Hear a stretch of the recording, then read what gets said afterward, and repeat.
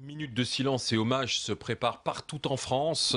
On voit notamment les policiers en tenue du côté de Marseille, à l'hôtel de police, à la préfecture de police de Paris, place de la République à Paris, où malgré la pluie et dans d'autres villes de France, les gens se rassemblent, le glas va Devant le sonner. siège de Charlie Hebdo aussi, hein, beaucoup de On va monde. entendre les cloches de l'église Notre-Dame, de la cathédrale Notre-Dame sonner. Une minute de silence parce qu'aujourd'hui c'est une journée de deuil national, parce que durant 3 jours, les drapeaux sont mis en berne sur les édifices publics. Devant l'Assemblée nationale, hein, les députés sont également regroupés pour rendre hommage. Minute de silence et hommage que vous allez vivre en direct sur RMC. Je vous disais minute de silence parce qu'aujourd'hui la France doit se rassembler.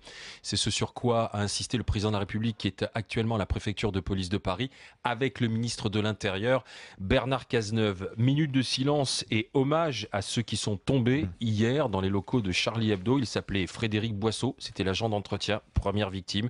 Franck Brinsolaro, brigadier au service de protection, il assurait la protection de Chartres, Jean Cabu, Elsa Kayat, Stéphane Charbonnier, Philippe Honoré, Bernard Manis, Ahmed Merabet, Mustapha Ourad, Michel Renaud, Bernard Verriac, Georges Wolinski.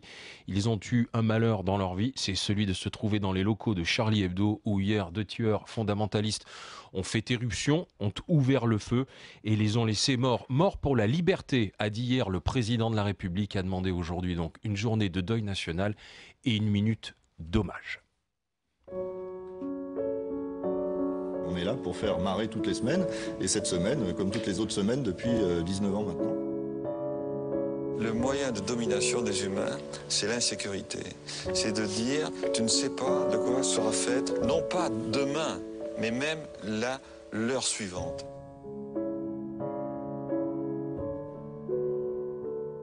Je ne vois pas comment je pourrais vivre dans un pays où je ne pourrais plus rire de tels sujets parce qu'il y a un risque.